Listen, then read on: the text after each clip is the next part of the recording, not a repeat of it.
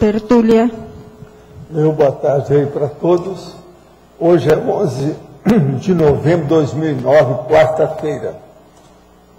O verbete é o 1383. 3 páginas, 46 logias e 8 máximas. O tema é cacuete holobiográfico. A especialidade é a autoconscienciometrologia. A definição. O cacuete holobiográfico é o mau costume ou mau hábito repetido de modo automático por influência de repetições frequentes em vidas intrafísicas anteriores, demonstrando impulsos, tendências ou predileções incontroladas ou inconscientes. O cacuete ideológico, o vinco holomnemônico psicossomático, os maus hábitos arraigados, os tiques motores e vocais, os cestos como consequência dos traumas do passado, os tiques nervosos com raízes neuropsicológicas, o piscamento excessivo dos olhos, os movimentos de torção do nariz e da boca sem necessidade, o jeitão de cada consciência evidenciado a cada neosoma, quer dizer, o novo corpo humano. Agora, a frase enfática. O pior cacuete holobiográfico é a condição patológica, antiga, capaz de conseguir travar o andamento natural da execução da programação existencial, pessoal, da consciência. Você padece de algum cacuete holobiográfico? De qual natureza? Nós temos aqui umas perguntas. Os projetos anticosmoéticos protagonizados pelos militares e por organizações supragovernamentais podem ser considerados extensões de comunex megabaratosféricas? Como é que é? Óbvio, sure. Agora o Antônio quer que eu fale também, indeed, tá certo? Of course, tá certo? Como fica as Heurbex nesses paraterritórios? Elas já estão bem assentadas, quase sempre tem muita raiz aí. Um dos lugares bacanas que tem isso chama-se Pentágono. E o controle das massas que ainda existe a partir desse projeto parecem ganhar mais intensidade. Não, eu acho que essas coisas estão diminuindo. Depois da Segunda Guerra, muita gente agora vive com mais desconfiança. Isso tem diminuído. É tanto que esse negócio, olha o que fizeram com Bush. Ele começou bem e acabou mal. Quer dizer, alguma coisa já estão reclamando. Olha o tanto de gente que está reclamando desse neoditador chamado Chaves. Tudo é aí, ó. Tudo é a baratosfera lá em cima. Outra pergunta. A medicina está pesquisando seriamente o fator fé, devido à sua influência satisfatória na recuperação dos pacientes. Onde os médicos acreditam numa fé religiosa e os psiquiatras em uma fé somente ligada ao pensamento positivo, sem intermédio de Deus ou qualquer outro ser. Pode-se pensar que a visão dos médicos ficará mais próxima da comprovação nessas pesquisas ou a dos psiquiatras? Olha, esse negócio de fé é uma das piores coisas que existe. Qualquer coisa eu vou tornar a falar aqui, ó. Leia isso aqui, ó, Morte da Fé. Para acabar com essa bobagem. Isso aqui é do Sam Harris. É muita besteira que tem. Esse livro está com o negócio todo mostrando a racionalidade e as bobagens das religiões tradicionais todas, sem exceção. Está tudo aí mostrando como é que é. Isso é terrível. Agora, é lógico, uma pessoa que é impressionável, suscetível, ela é hipnotizável, ela é sugestionável e segue qualquer coisa que tem. Se a gente chegar para ela e falar assim, ó, essa pedra aqui é Deus, se ela admitir, aquilo vai ajudá-la. Ela é uma convicção pessoal, ela vai admitir aquilo.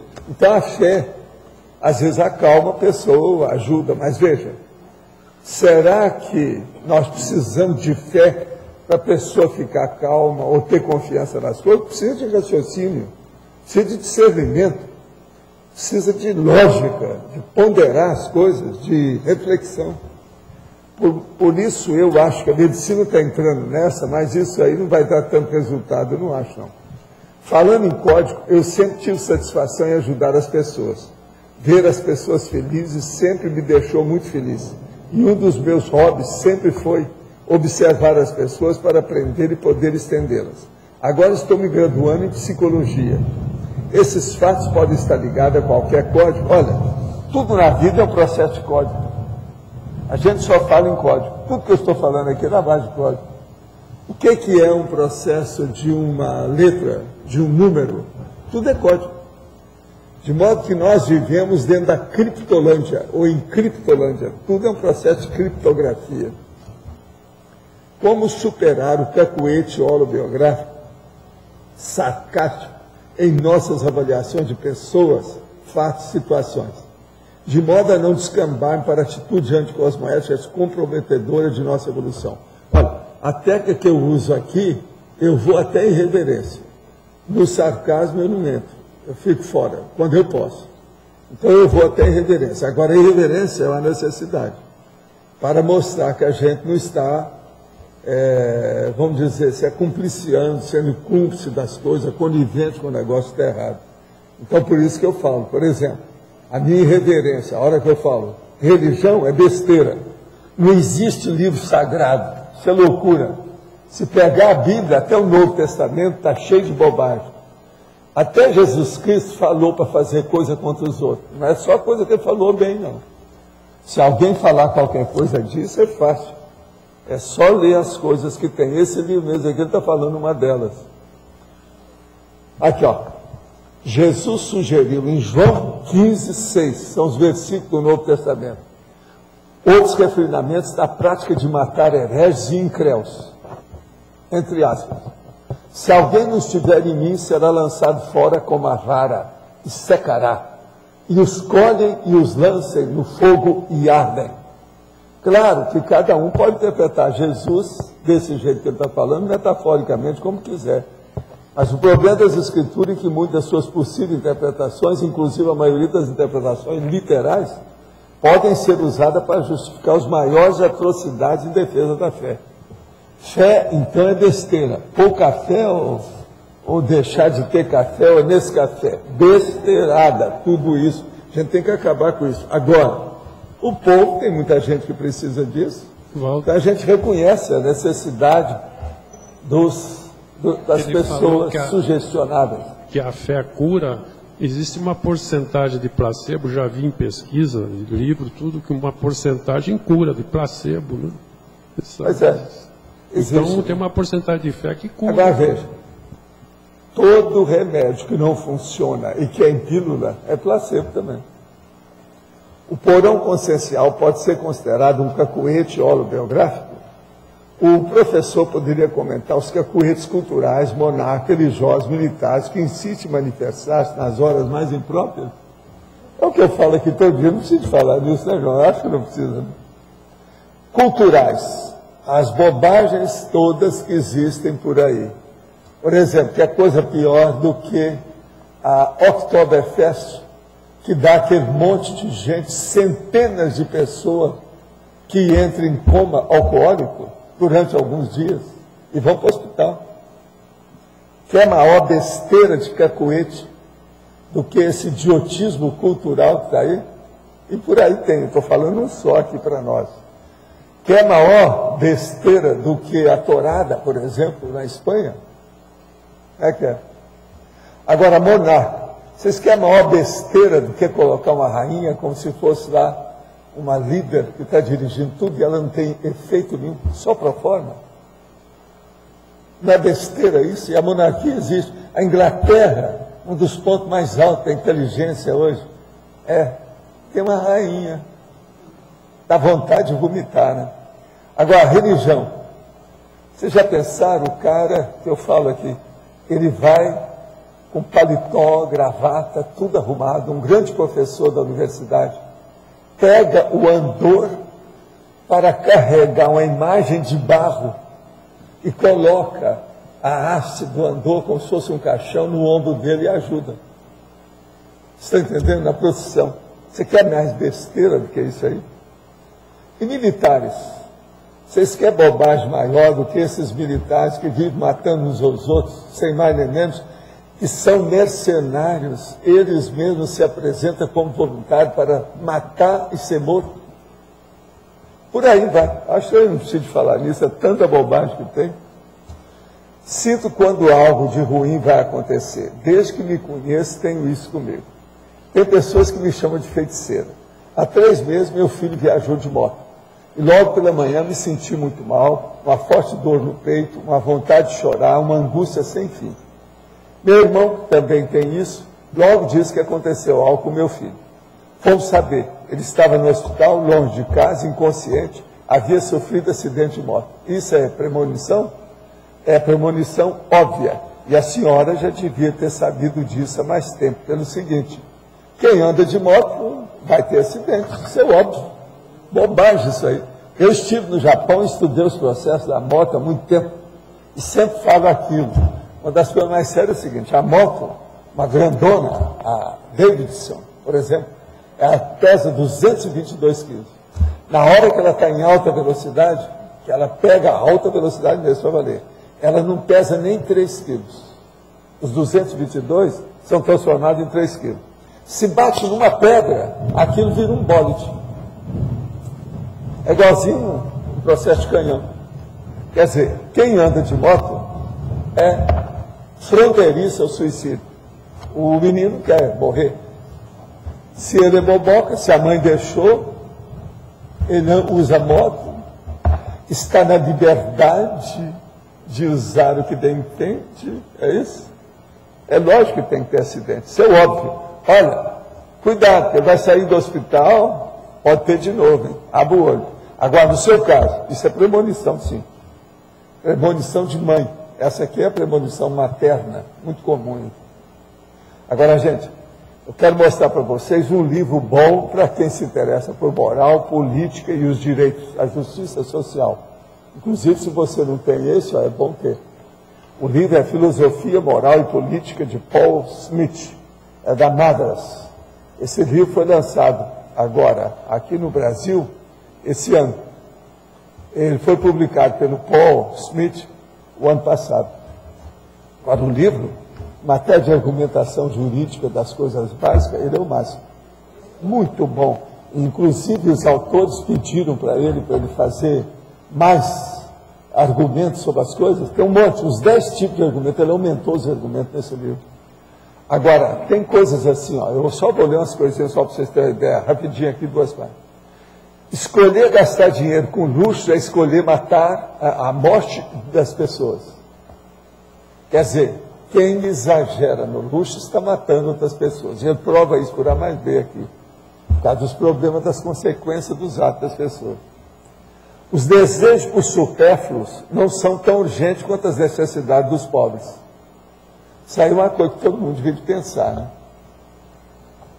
A caridade possibilita ao governo escapar de sua responsabilidade. Isso aqui ele devia mandar para o Lula, que é o que ele está fazendo, o PAC, essas coisas todas. Ele está tirando partido disso aqui para fazer a tapeação do populismo, que é a técnica que ele está usando hoje. Isso aqui, ó, é só 2 páginas desse livro.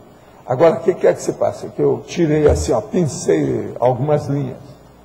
Agora, vale a pena pensar e ver isso aqui. O problema todo, eu falei um dia desse aqui sobre o processo que Israel, a gente só ficou sabendo que eles tinham uma bomba atômica porque o Mordecai Vanunu revelou a posse secreta de armas nucleares para Israel, porque ninguém sabia disso. Eles esconderam, porque judeu esconde tudo. O segredo é a alma do negócio. Então, foi esse cara aqui, ó, Mordecai Vanunu. Preciso saber, se não me engano, ele deve ser até judeu com esse nome, é bem possível. Então, é um negócio sério.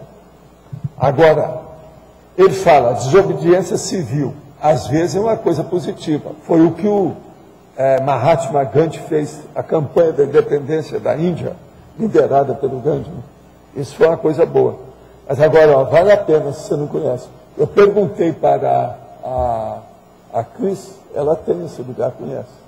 Mas, ó, eu recomendo esse livro aí. O povo que quer ver filosofia, qualquer coisa, vale a pena. Tá? Vale a pena. Tem lá na nossa livraria, tá certo?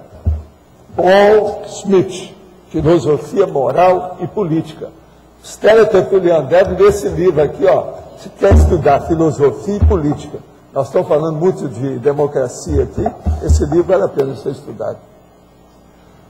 Em antagonismologia, o antagonismo dragona, parapsíquica, cacuete, multiexistente. Isso aqui deve ser do verbete de ontem.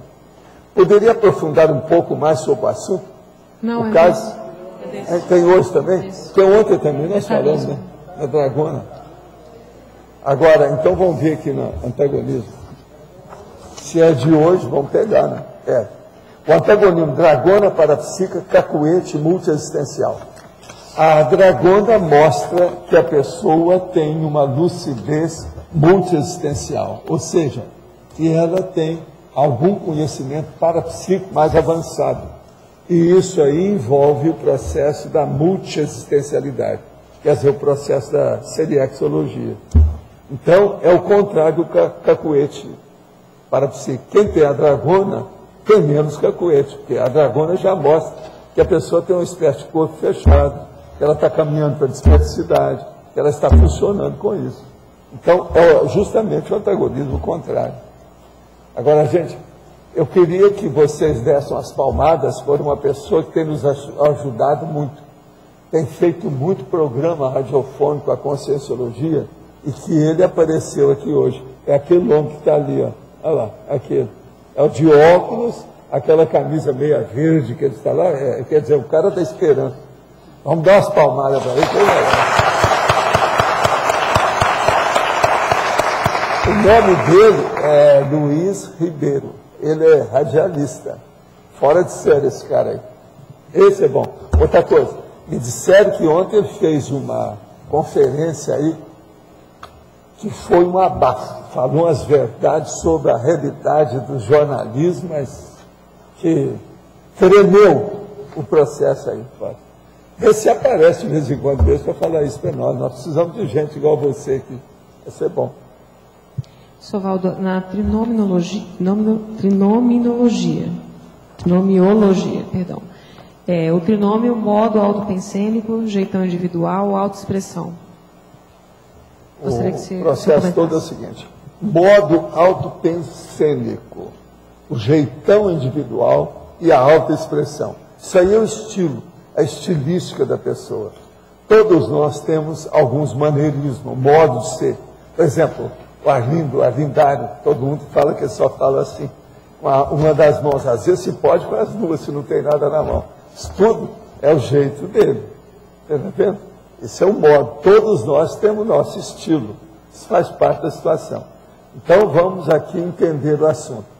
O trinômio, modo autopensênico, que é o modo, o jeito, a reação, aquela condição da pessoa.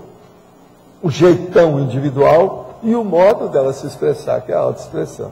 Agora, isso mostra cacuete ou não. Tem gente que vai falar com você e faz tudo quanto é careta, fecha os olhos. Não é isso? Faz assim. Tem um monte disso.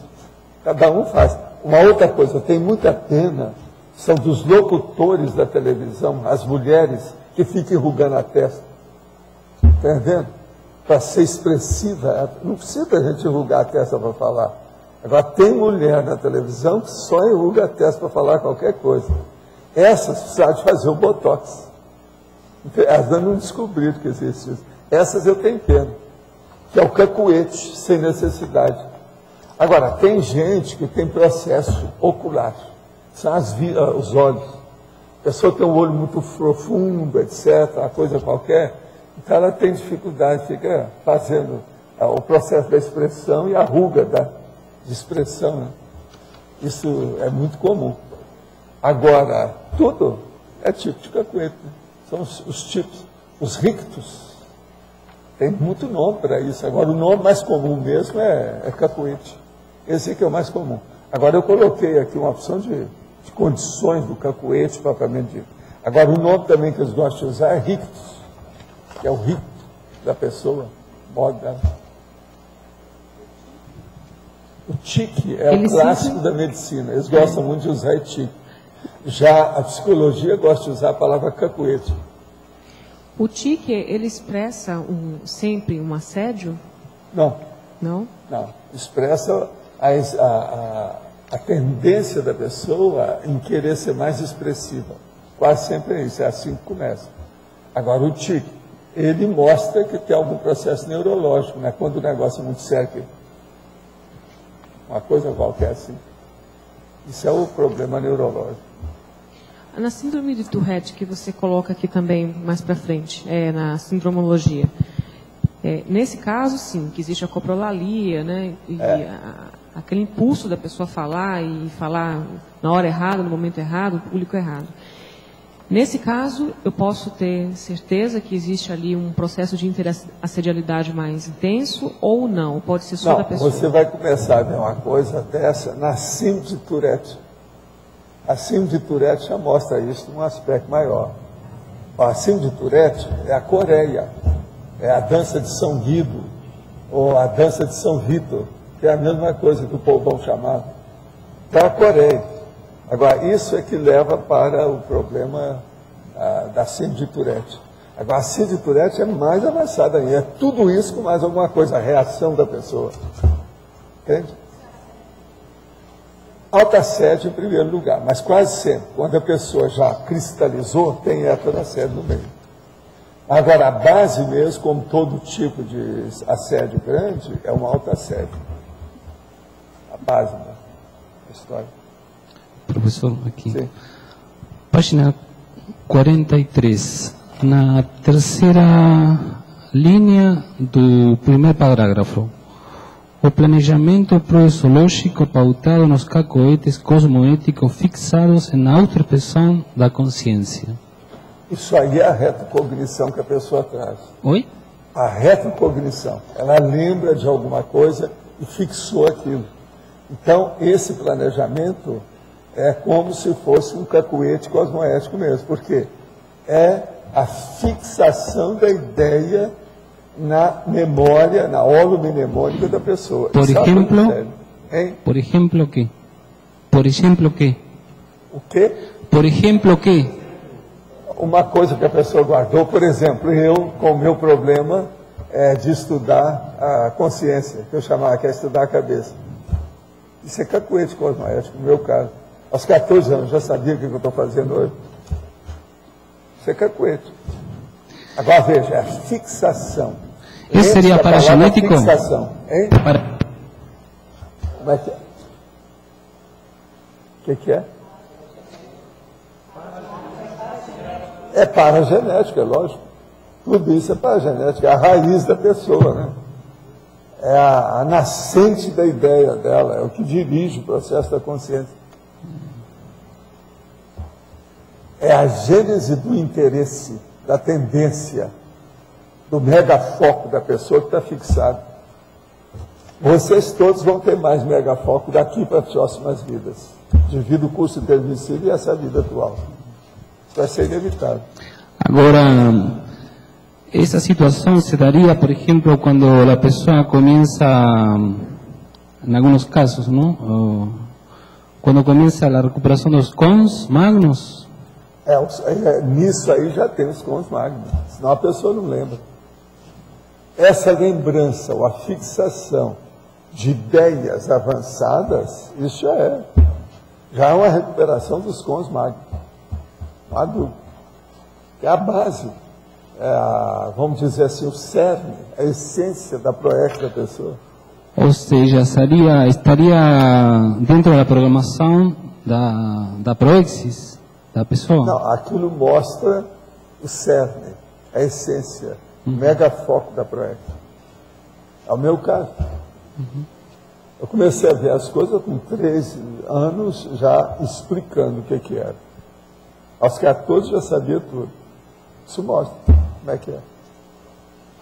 Está claro? Agora, tudo é um tipo de cacuete. O cacuete, no caso que eu estou falando, esse aqui é até positivo. Claro, neste caso seria positivo. Hein? Isso é positivo, isso é para mostrar a diferença que tem. Que a maioria dos cacoetes são todos nosográficos. Nada disso presta. Agora veja, é muito difícil da pessoa ficar sem algum trejeito. Isso faz parte do estilo da pessoa. Agora, professor... Eu tenho um monte de trejeito aqui que eu faço, igual todos vocês. Nós temos, tem que ver. Tem, por exemplo, algum outro caso que você possa esclarecer assim, além do que você escreveu aqui, em quanto a cacoete cosmoético fixado? O que é? Cacoete cosmoético, outro exemplo de cacoete. Outro exemplo, assim, o seu parapsiquismo, de modo geral, todos eles, você conquistou e fixou isso na sua personalidade. O autoparapsiquismo positivo, cosmoético, evolutivo, interassistencial, é um cacoete bom. Tá certo? Por gentileza, repetir o título do livro, o nome do escritor e da editora. Filosofia Moral e Política, Paul Smith, editora Madras. Foi lançado agora, recentemente, foi esse ano, tá certo? Madras, editora limitada. Agora, deixa eu ver se aqui tem alguma coisa. Não, o problema é só procurar na internet e ver Madras. Esse nome é bem específico. Agora, tem telefone aqui, tem fax. Olha, www.madras.com.br. Acabou. E você quer fazer propaganda de editora, hein? 500 pratas, ô Madras. Valdo.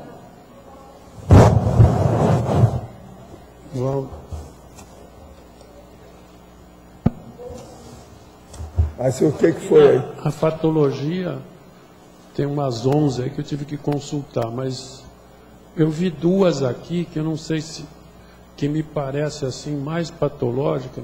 Por exemplo, a dislogia, dificuldade de expressão de ideia, e lalação, fala ininteligível. Seriam talvez as mais nosográficas, talvez. Isso aí depende, né, amigo? Porque depende também da posição da pessoa na vida dela.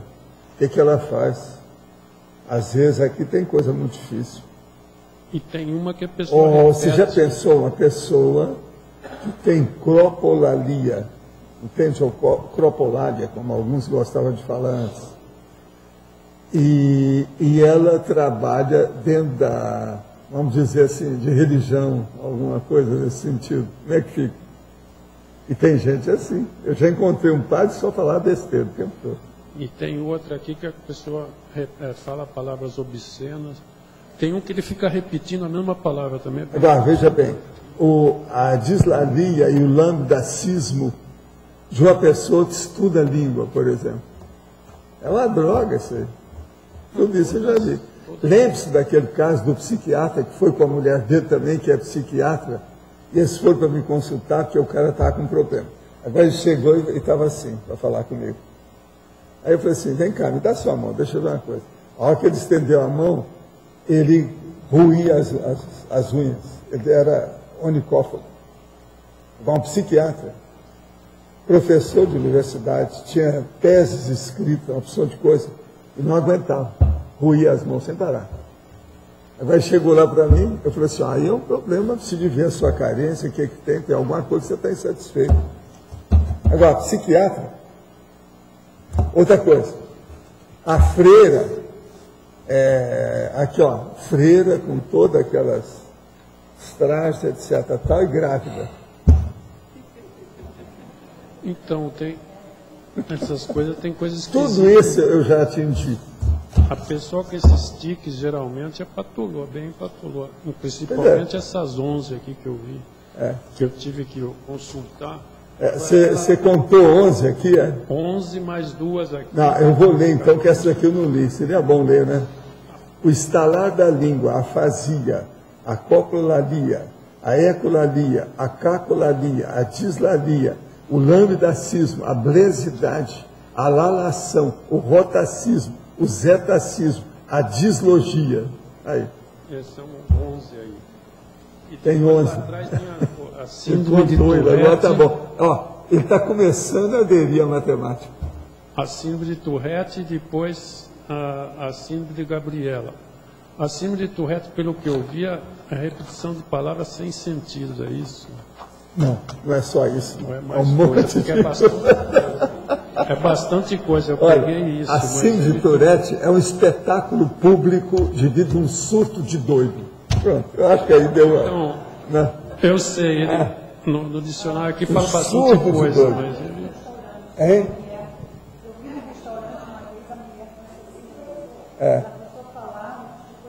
E começa a ficar tudo, não, eu acho que era isso que deram um diagnóstico. E repete Síndrome a fala, Tourette. né? do que começa a falar e ninguém entende nada. parece, Não, é uma coisa ele bem repete, assim, fala. estapafúrdia, escatológica, exótica, você está entendendo? E mais qualquer coisa que você queira pôr. Agora veja, tem que lembrar da Coreia, que às vezes também é isso, que é muito, mais ou menos a mesma coisa. A Depende da Gabriela, manifestação. a Gabriela, pelo que eu interpretei, é a mesmice. Ela está sempre na mesma, é isso? Não sei interpretar. Onde é que você está lendo aí? É na síndrome da Gabriela, a primeira, Ah, a a última síndrome da A Gabriela. síndrome de Gabriela. Interpretei, isso não está no dicionário, eu interpretei como mesmice. Gabriela, não é isso? Agora, existe a síndrome obsessiva compulsiva, que é o toque. Essa você não falou nada, que é o seu amigo lá, Monk. É isso? Né? Pois Tem é. um toque, é do Monk. Pois é. Tem um Monk aqui, mas é um toque. É o Monk. Olha lá, ela está pondo o dedo. Ó, aqui, ó.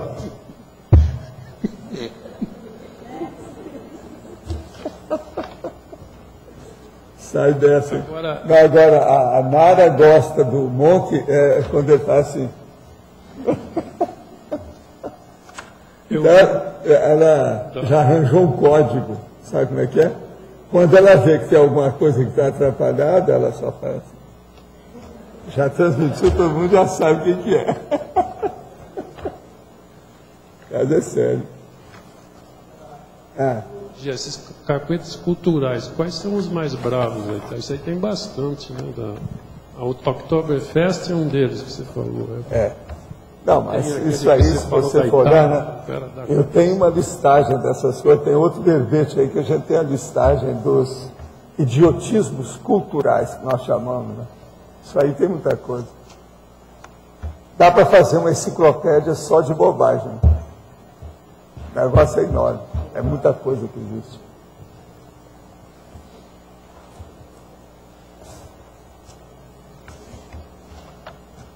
Pode falar. Na paradoxologia, o senhor podia falar melhor esse paradoxo? Paradoxo de a mesma holobiografia produzir o antepassado de si mesmo e o autorrevezador multiexistencial lúcido. O problema todo é o seguinte: ele, vamos entender bem, ele é um antepassado de si mesmo. Então, por exemplo, uma pessoa fez um trabalho assistencial dentro do parapsiquismo. Ele então hoje vem e repete aquilo, é um antepassado de si mesmo. Mas o que se passa? Ele está como fazendo autorrevezamento multiexistencial lúcido. Ele é positivo. Então, o antepassado de si mesmo tem um aspecto que pode ser bom, porque todo mundo é antepassado de si mesmo até um certo ponto. A hora que você repete qualquer coisa, você está sendo antepassado de si mesmo. Agora, o que eu quero dizer é chamar a atenção para o paradoxo para ver, né? Essas nuances da condição consciencial. Não é isso?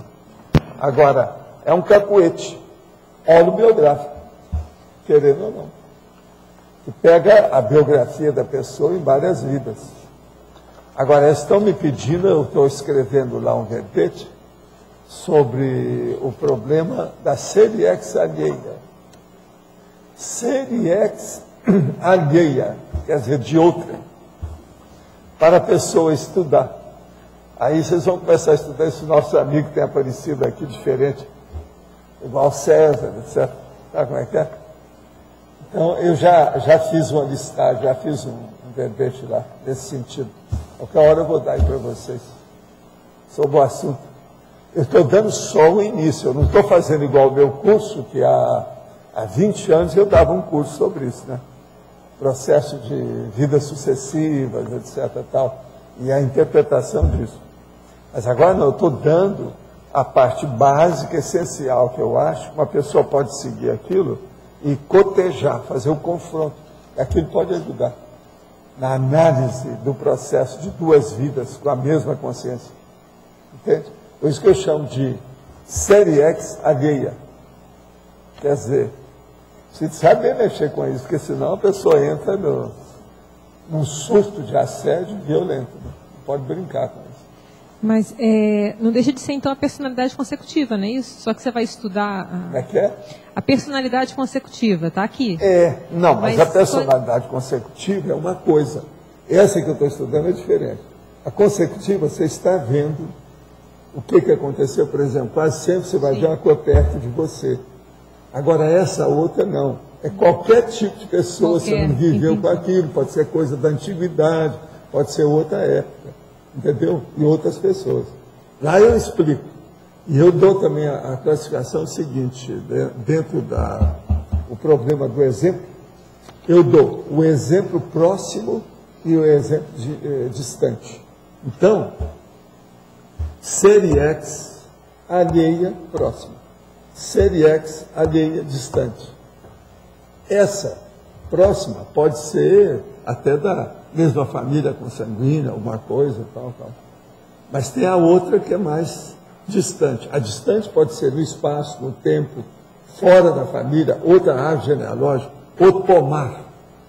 Entendeu como é que é? Já não é mais aquilo. Agora, isso aí é porque a turma mesmo estava me pedindo ontem, aí, quando acabou aqui, né? Eu redigi lá umas 4 páginas lá, para vocês já terem uma ideia. Agora, tem muita coisa que pode pôr isso. Eu fiz o curso, você sabe que matéria de curso foi o curso que eu tive mais aluno, né? Um dos cursos que eu dei tinha 550 alunos. Curso, não é palestra nem conferência, é outra coisa. Eles estavam cobrando uma nota, porque o Instituto estava lá numa situação precária, que tinha que pagar também o lugar que nós estávamos dando o curso. E todo mundo pagou. 550 alunos eu dei, no Rio de Janeiro. Agora, esse foi o que teve mais curso meu, que teve mais gente, foi esse.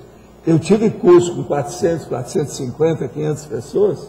Eu tive, inclusive, em Porto Alegre, um que eu tive que dar num dia, depois eu tive que repetir o curso no outro dia, porque eles queriam derrubar a casa.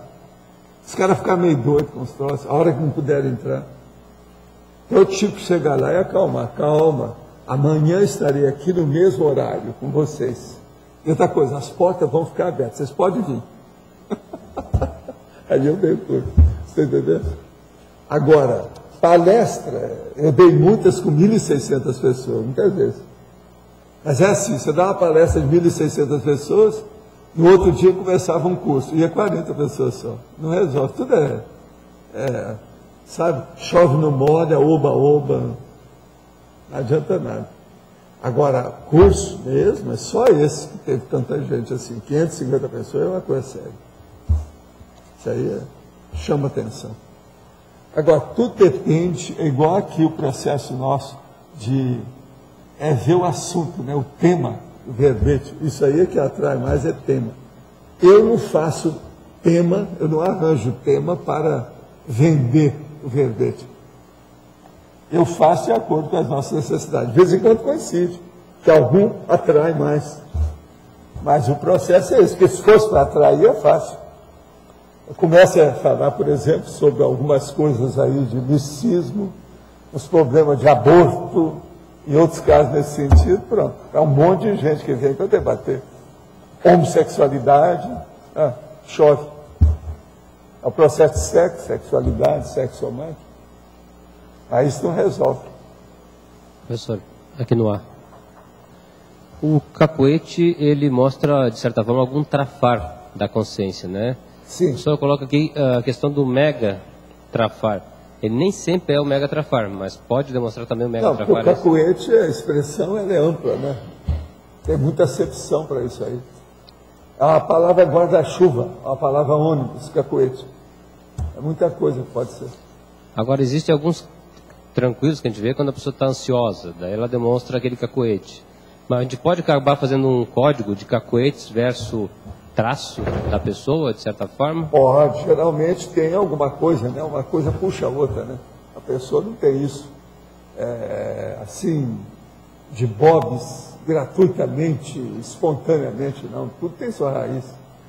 Uma pessoa não fica fazendo careta a vida inteira aqui, sendo que é a primeira vez que acontece. Não existe isso. Ela é careteira através dos séculos. Já foi careteira na Europa, no Oriente, está sendo aqui. Isso é bacana.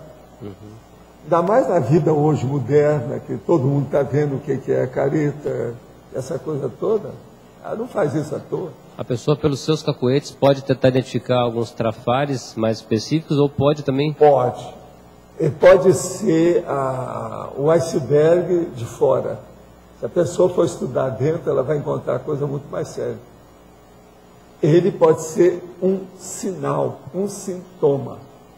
Muito cacuete não é uma doença, é uma doença íncita.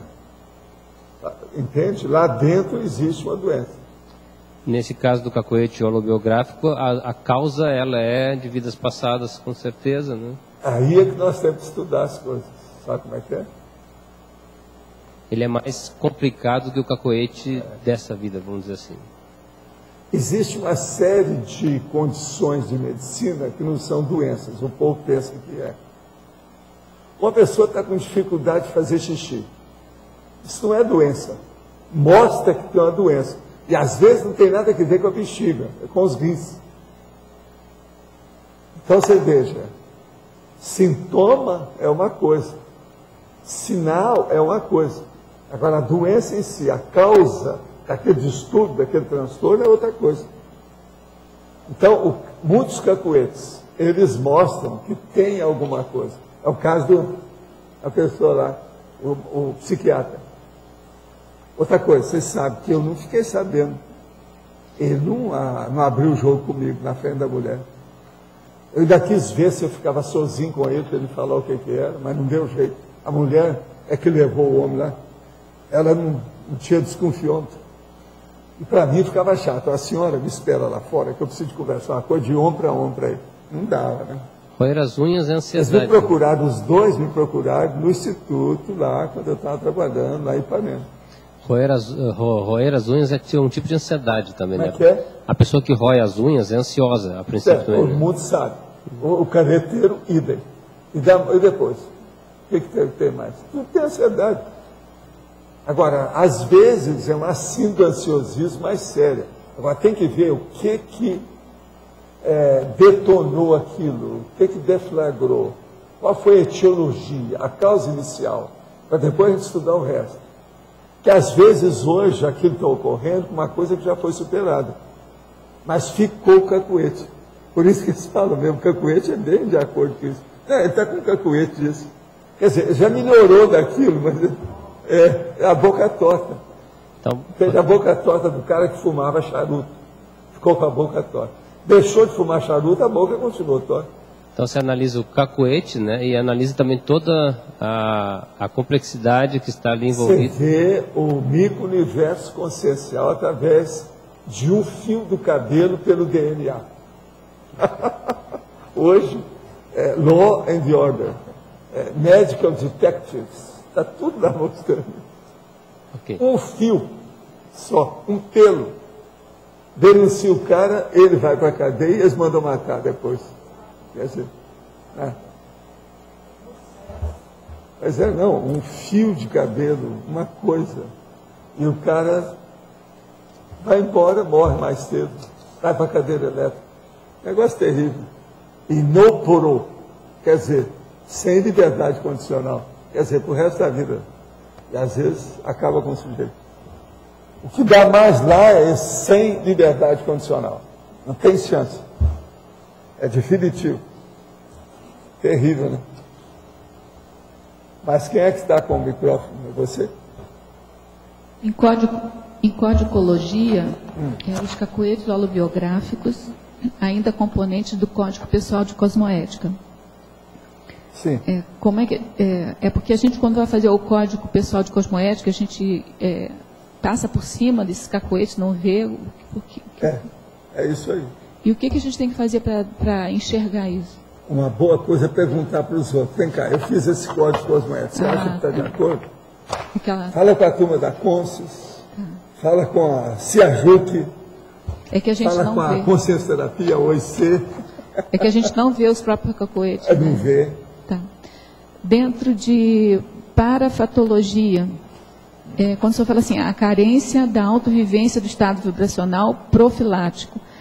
Na hora que eu li a primeira vez, eu achei que era falta de cacoete cosmoético. Onde é que está isso aí? Da parafatologia. Na última linha. Na página 42. Planejamento proexológico? Não, página 42, na primeira página. A última linha? As manifestações conscienciais automimética, a etologia automimética? Não, na parafatologia. Então, o que é isso? A carência da autovivência. A carência, a última linha da página. A carência da autovivência do estado vibracional profilático. O que você quer? Então, na primeira vez que essa eu li... aparece em quase todos os bebês. Então, na primeira vez que eu li, eu achei que era a ausência, a falta de cacoete cosmoético. Depois eu vi que tem algum outro cacoete que atrapalha esse aqui. Aí eu queria saber... Você arranja, pode arranjar. Eu queria saber o que... Você tem liberdade. Mas então me explica aqui, por exemplo, a gente pode ter o cacoete... A carência da autovivência do estado vibracional. Se uma pessoa começar a mexer com as energias, ela vai começar a mexer em tudo. Tem cara que começa a fazer no estado vibracional no espelho, para ver o que acontece com ele, para ver se muda. Ele vai mudar todas as caretas, os rictos, as coisas todas dele, com o estado vibracional. Uma pessoa que começa a fazer TNF também, às vezes, muda tudo.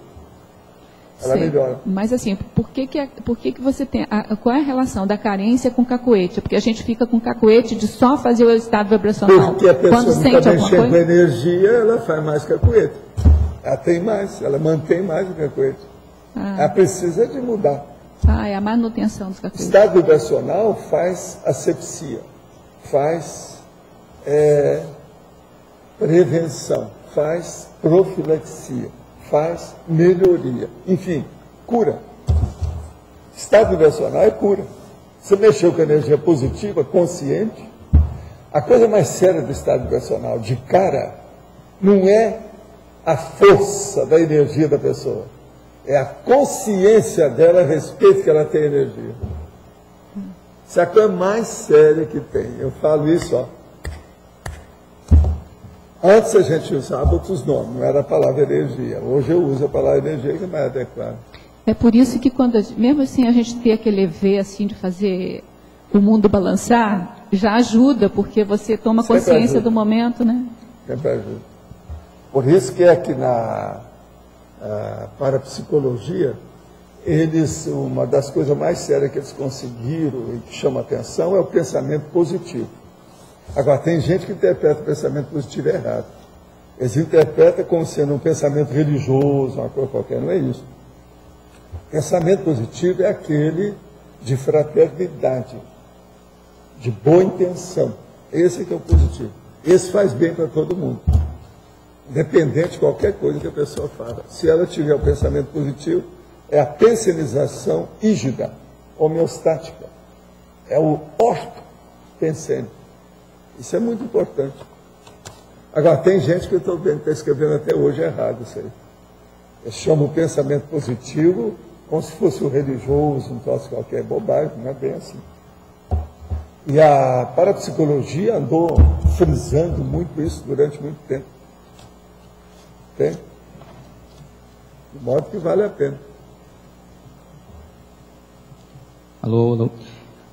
Não sei se já perguntaram, que eu cheguei um pouco mais tarde. Não, tá? Todo mundo que chega, os retardatários, tem direito a tudo. Pode falar. Na parafatologia, na página 43, na última linha, O senhor coloca do planejamento proxológico e os cacoetes cosmoéticos. Pautado nos cacoetes, fixado na autoexpressão da consciência. Que eu tipo estive respondendo para o Luiz. Ele já perguntou. Mas o caso todo é o seguinte, por exemplo, vamos entender bem. A gente tem um processo de experiência numa vida anterior. Mas aquilo foi positivo. Mas você estava só iniciando um trabalho, por exemplo, parapsíquico, alguma coisa assim, de parapercepção. Você vem agora nessa vida e você tem aquilo de novo. Você vai ter que repetir aquilo. Mas num nível mais elevado. Agora, isso vai ampliar a qualidade da sua autoexpressão, vai melhorar a sua força presencial, vai ajudar na sua comunicabilidade e por aí afora. Entendeu? A situação é mais ou menos essa que a gente quer dizer. Agora, o planejamento proexológico, se a pessoa tem tendência naquilo, ela já endereça por ali. Entendeu? Porque fica mais fácil, já há uma abertura de caminho, uma abertura de consciência. Ela já tem um viés, uma vertente para ele entrar. O filão para pegar o ouro. Entendeu? Essa força presencial, ela poderia ser um tipo de cacoete também ou não? Poderia. A força presencial, por exemplo, a força presencial do Hitler era cheia de cacoetes. Ele dava crise, você está entendendo? Psicótica, de vez em quando falava com os outros. E outra coisa, ele tinha mania, às vezes, de conversar com um monte de gente, até de madrugada, porque ele tinha insônia. Então, todo mundo tinha que ficar lá, o povo morrendo de sono, tinha que ouvir as bobagens dele. E na hora que ele falava assim, ninguém podia falar, era só ele falava horas. Agora, isso é técnica de ditador doido. O Fidel Castro já deu discurso 6, 7 horas, sem parar. Agora, o Chaves parece que está seguindo o mesmo jeito, parece que já deu 3 horas. Gente. Entendeu? E ninguém fala, só ele. É o ditador, porque ele precisa de se impor, entende? O egão dele precisa de se manifestar. Agora, a conversa, aquilo ali, ele está exaltando o problema dele, aquilo às vezes é muito importante para ele. Então, o ditador é típico, o cacuete ele é tagarela, entendeu? O laringo-chaca, ele não consegue segurar o laringo-chaca. O Hitler é assim, Fidel Castro é assim, o nosso amigo Chaves está mostrando que é assim. Nesse caso da força presencial cosmoética, que tipo de cacoete que a pessoa pode desenvolver que vai fortalecer a força presencial? O problema do Hitler, presta atenção, a força presencial dele, o cara que era psicótico, ele chegava e empalmou aquele povo todo, ele começava a falar, todo mundo vibrava e falava, ficava possesso. Tem cada bobagem dele, se a gente for ver e ver os discursos, o negócio é terrível. Como é que o povo... E foi tudo, embaíram, caiu no buraco do negócio dele, caiu na onda. Isso é terrível a gente pensar. Pensa só nisso. Olha as coisas do Hitler. É bom certas pessoas ver para aprender o negócio como é que é, para a gente evitar. Não é fácil o que ele fez. Tive uma vivência que acredito ser uma retrocognição, onde trabalhava para um chefe de um distrito baratosférico no extrafísico e nutria uma profunda desconfiança e ceticismo em relação a todos que ali viviam. Hoje percebo que trago essa atitude em relação às pessoas como um cacuete automático, e muitas vezes inconsciente desde a infância. Qual o melhor caminho de autossuperação nesse caso específico? Olha, a primeira coisa é o seguinte, você já sabe que isso existe, doravante isso não vai existir mais, acabou. Ponha na sua cabeça que você não quer isso mais. Toda vez que aparecer, você tira fora, não pensa nisso, não age assim, pensa positivo. Então, se a pessoa já descobriu, fica fácil. O problema agora é ela decidir que não vai repetir. Na antomologia, o senhor pode falar sobre o especialismo holográfico sadio. Tem relação com a forma holopensêmica? Às vezes tem sim. Agora, o que nós estamos falando aqui, o especialismo holográfico sadio, é o que eu estava dizendo aí sobre o parapsiquismo, aí, esse processo nosso. É a terceira pergunta que vem sobre o mesmo assunto. Tem uma amiga que é adepta da seita Rosa Cruz. A mesma está atuando na instituição como funcionária. Ela foi indicada a atuar diariamente a responder 400 a 500 e-mails e cartas pedindo assistência. Ela não possui conhecimento sobre energia e sobre processo assistencial. De que forma eu posso ajudá-la, já que a mesma é neófoba a conceitos evolutivos? Olha, no Rosa Cruz é melhor você deixar para lá, porque eles fazem lavagem cerebral.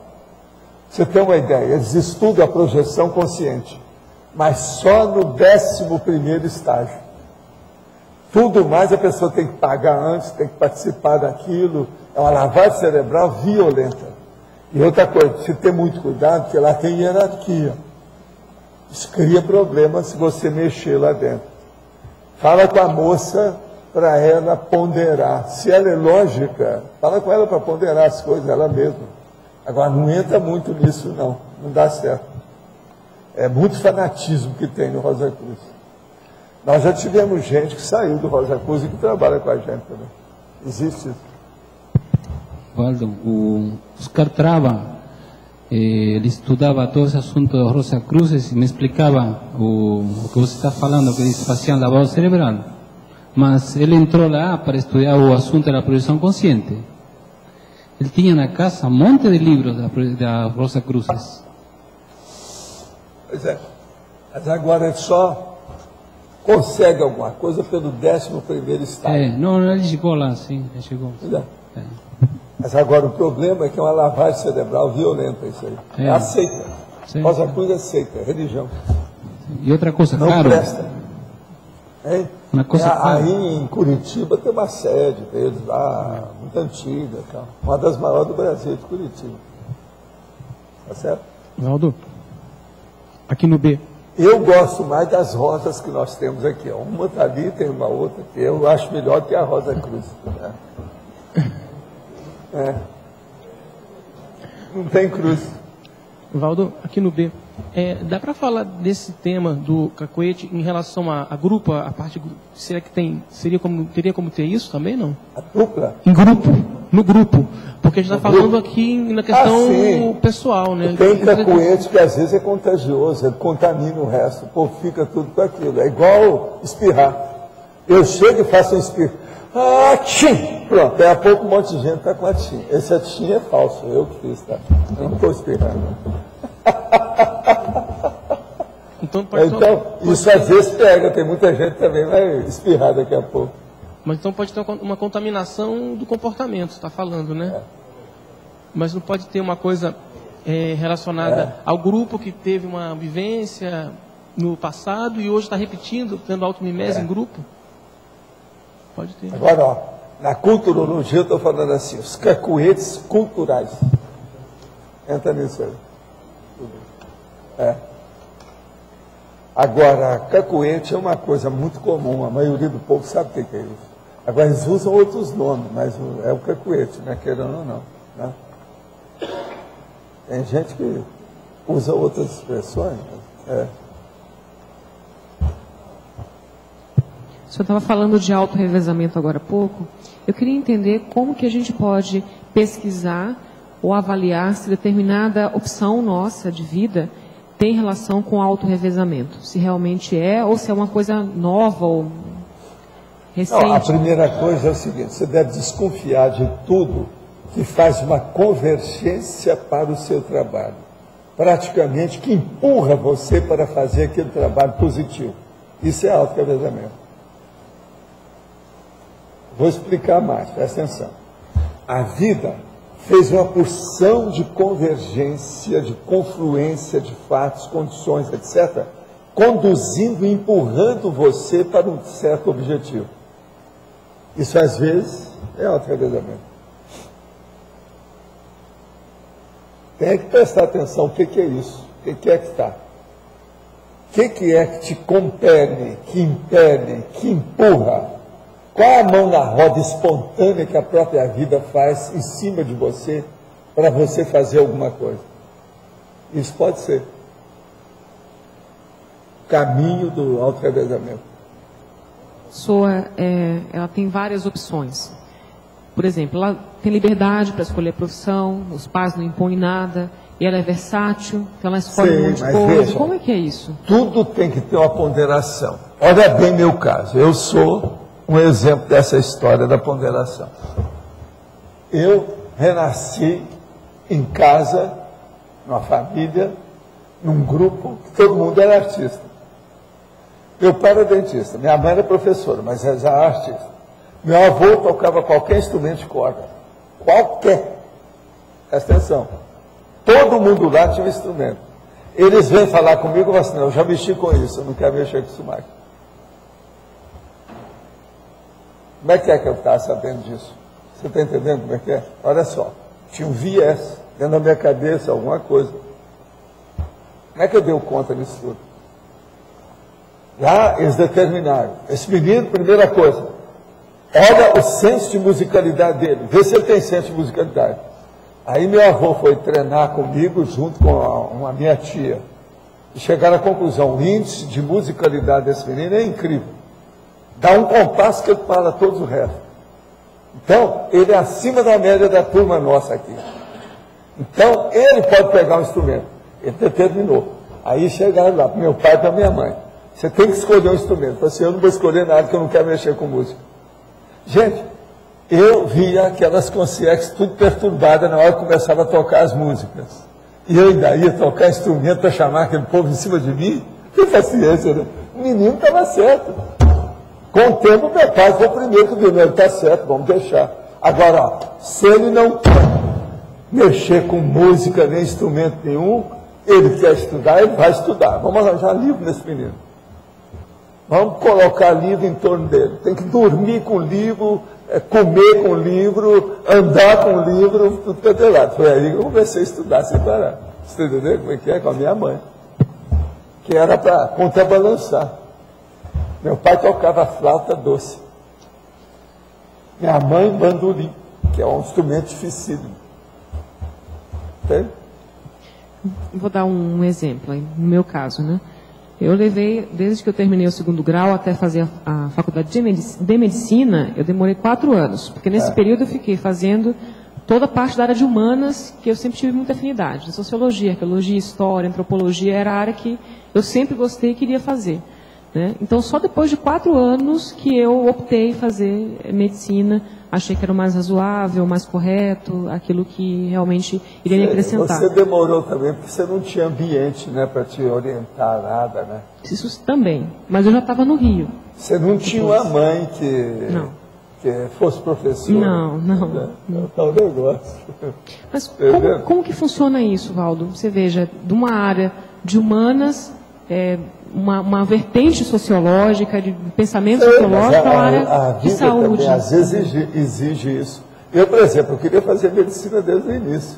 Eu fiz odontologia antes, porque não tinha curso de medicina lá. Né? E eu estava numa boa situação, porque eu estava pagando meu próprio estudo. Era bobagem sair daí, ir para São Paulo, ir para o Rio para fazer o curso. Eu tinha meus irmãos menores que eu tinha que cuidar, como é que eu ia fazer? Eu não tinha outra saída. Então, assim, paciência e caldo de galinha, vamos fazer isso. Aí veio a faculdade de medicina quando eu estava terminando a odontologia. Eu terminei a odontologia 1 ano para depois entrar na faculdade. Então, assim, já que eu comecei, deixa eu acabar isso. Quero esse diploma. Agora, eu terminei e me tornei secretário da faculdade de odontologia no mesmo ano que eu me formei, logo que eu me formei. Entendeu? E aí eu entrei na medicina. Tudo simultaneamente. Eu trabalhava nos 2 lugares. Entende? Eu trabalhava na faculdade de odontologia e na faculdade de medicina. Como que você poderia exemplificar um caso de autorrevezamento parapsíquico hoje, por exemplo, na nossa comunidade, de uma maneira mais correta, mais útil, mais produtiva? Uma pessoa que mexeu com isso há muito tempo e hoje... Eu penso que a pessoa aproveitar as oportunidades e também os potenciais que ela tem.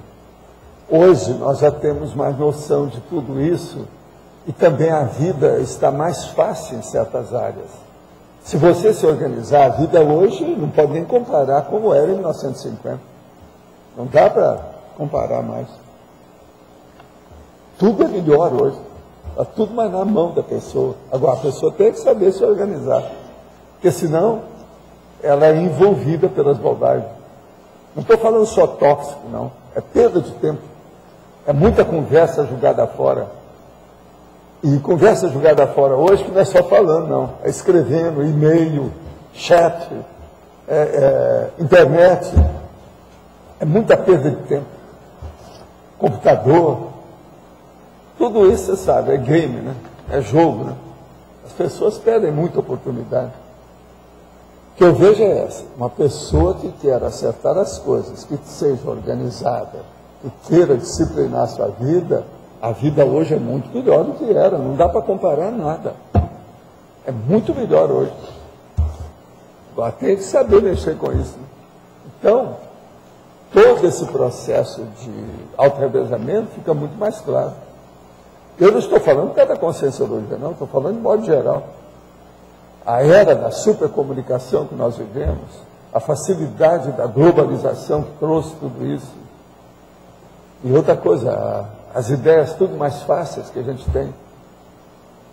O Brasil não tinha livro de modo algum. Hoje, nós estamos aí com vamos dizer, um oceano atlântico de livros saindo toda hora. A maioria lixo mental puro. Mas é muito livro que se publica. Todo dia que a gente vai numa livraria, você vê que tem uma monta cheia de livros novos, tudo. Isso não era assim. Eu sei como a gente fazia força para arranjar livro, como era difícil. Pessoal, se me permite, assim, queria voltar nesse tema, ainda colocando o meu exemplo, porque não, você colocou aqui um pouquinho antes, não, que faz convergência, confluência, aquilo vem na mão, né? No meu caso especial foi completamente diferente, eu tive que suar muito para conseguir vencer a barreira até do estigma familiar. Pois não mas tem nada você está em quê? Né? Como é que chama isso? Tem um nome. Recomposição. Recomposição da prisão intergrupal, grupo carne. Então, o processo foi não foi exatamente do auto-revezamento, é da libertação desse processo ainda do que estava acontecendo. Eu também não tive o processo de eu nascer, rachar minha cabeça, aquele negócio todo. Mas vê se eu consigo entender isso, em relação ao aspecto da profissão em si. Era uma área antes que eu tinha tendência, todo mundo sabia, aquilo era muito evidente. Não, agora e de repente, você tem que examinar, isso aí é difícil passou. a gente falar. Você tem que examinar, desde que você nasceu, as pessoas com quem você viveu, até chegar no ponto que você está hoje. Olha todo esse périplo, esse trajeto, essa itinerância sua. Com quem você encontrou e o que houve. Quem é que influiu na sua vida? Quem é que mexeu no seu destino nesse período? Foi projeção. Esse povo tá aí. Uma projeção que me fez decidir ser médica. Pois é, mas não foi agora ninguém que era físico. O que é que fez você ter a projeção? Antes da projeção? Foi um livro. É? Um livro que eu li, que ajudou, eu acho que talvez tenha ajudado. Tem que ver mas não foi ninguém. Agora, por que você foi ler aquele livro? De onde ele veio? Tem que ver, vai ver na raiz. Daqui a pouco você vê a nascente do processo. Agora, eles devem ter encaminhado você a partir daquilo. Foi por aí. Esse é o caminho. Podemos considerar a dislexia como cacoete holobiográfico? Poderia ser acrescentada em fatologia? Sim, a dislexia é mais uma, mas olha, só esse processo das exias, etc., aí tem mais 11 aí para o Arlindo, a gente for pôr, mais um monte que tem, muita coisa. Agora, tudo isso tem relação porque tem processo paragenético na maioria desses casos. O epiconismo consciencial não seria baseado no cacoete cosmoético holobiográfico da consciência de várias vidas? Aí agora tem que perguntar para os epicons, né? Para ver o que eles acham. Né?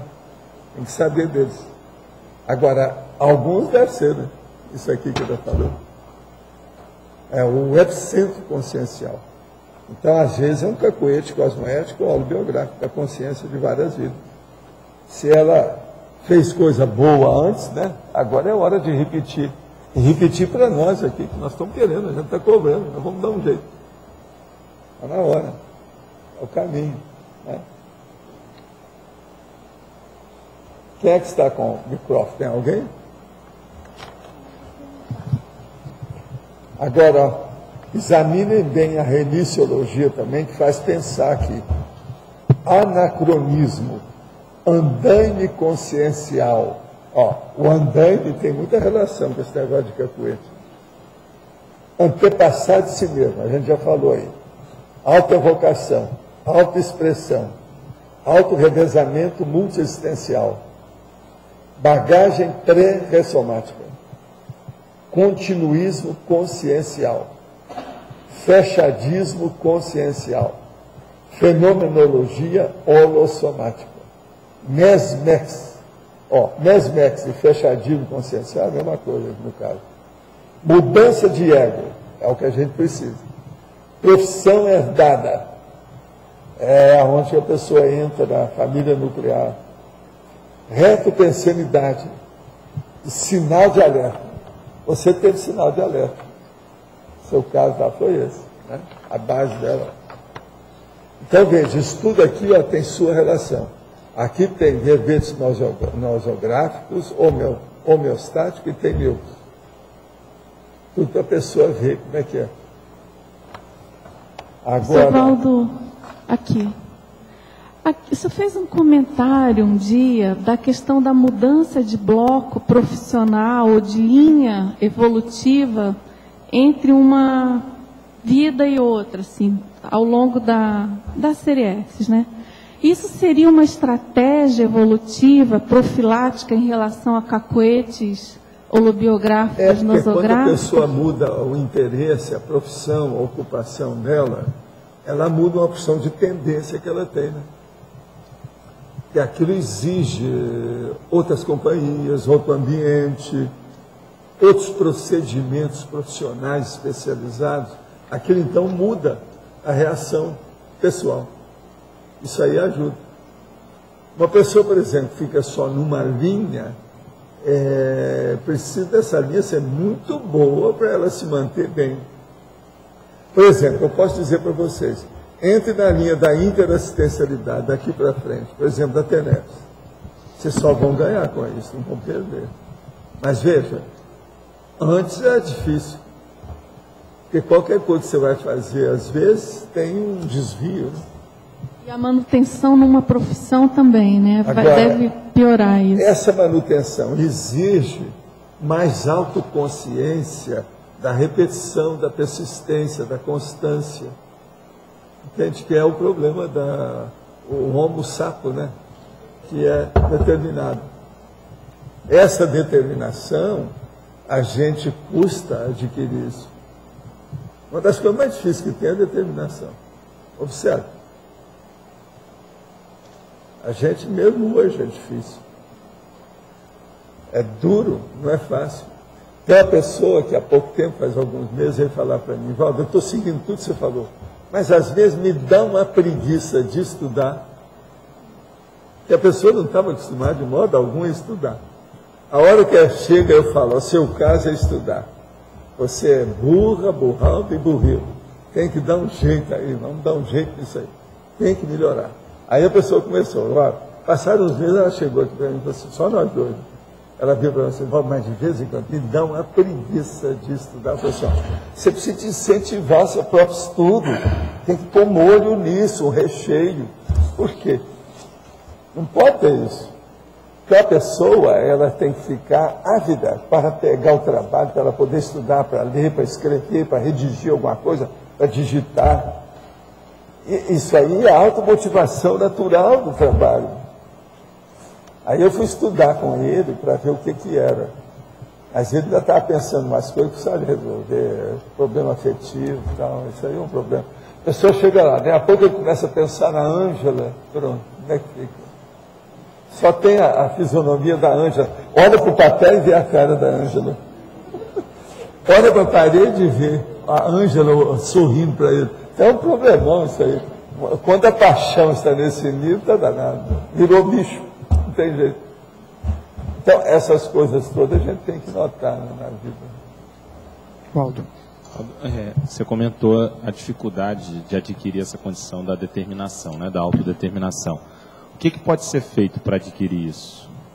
Olha, na autodeterminação é a pessoa ela se convencer de que a repetição é necessária. Se isso não acontece, ela nunca vai ter constância. Então ela não tem autodeterminação. Então a primeira coisa era estudar o processo da repetição. Então, a primeira lei da repetição é o seguinte, a repetição em tudo que você faz, é a lei do retorno.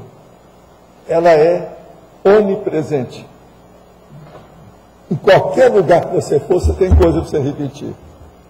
Aí a pessoa fala assim, Valdo, não é assim. Então eu fui para ele assim, então vamos fazer o seguinte, você vai deixar de repetir. Tapa seu nariz e deixa de repetir. Você não vai respirar mais, você vai morrer em minutos. Em alguns minutos você vai embora. Só tapar o nariz e a boca, a pessoa vai embora. Então veja, você passa a sua vida, no mínimo, repetindo o ato de inspirar e respirar, enquanto você está por aqui. Isso é repetição. Agora veja, a fisiologia toda do corpo, as funções do corpo, é tudo baseado em repetição. O DNA criou esse processo e fez deslanchar. Ele detonou as coisas. A instalação de órgãos, do sistema do corpo, da fisiologia, a anatomia, os negócios, tudo foi feito pelo DNA. Agora, o que se passa? Aquilo lançou, acabou. É pro resto da vida. Até o cara deixar o corpo. Tem que desativar o corpo para ficar livre disso. Enquanto estiver aí, eu tenho que repetir. Então, quem não gosta de repetir, nunca vai chegar a entender o processo de ser constante. Agora, por exemplo, existe um monte de gente que é constante em alguma coisa e ele não sabe que ele é constante. Em geral, essa coisa que ele é constante não presta. Tem gente, por exemplo, que perde as estribeiras à toa. Ele ainda não viu que ele tem o mau hábito de perder as estribeiras. É o cacuete dos piores que tem, que é um surto psicótico que ele tem de quando em quando. E tem gente assim.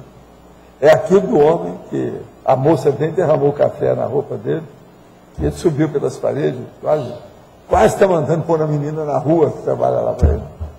Quer dizer, é um surto psicótico. Agora, tem gente que é assim, anos e anos. Ele ainda não percebeu que ele é daquele jeito, ele não quer perceber, ele não quer considerar que ele é assim. Ele acha que ele é perfeito. Aquilo ele tem direito. Eu posso. Eu mereço. Tem cara que já me falou isso tudo. Não, na minha autoridade, eu mereço, eu posso fazer isso. Eu falo assim, eu vou te explicar o que é baratosfera, e vou te dar um endereço. Quase que você não precisa, você já tem um GPS para ir diretamente para a baratosfera. O GPS dele é especializado. Já veio, já marcado, baratosfera. Tudo que sai vai para lá. Entendeu? GPS específico. Só reforçando, professor Waldo, aqui, a constância, o senhor comenta que é um atributo bastante valorizado pelos amparadores também, né? Os amparadores valorizam muito a constância da pessoa quando positiva. Pois é. Agora, o que se passa? O amparador vê os trafares da pessoa em primeiro lugar.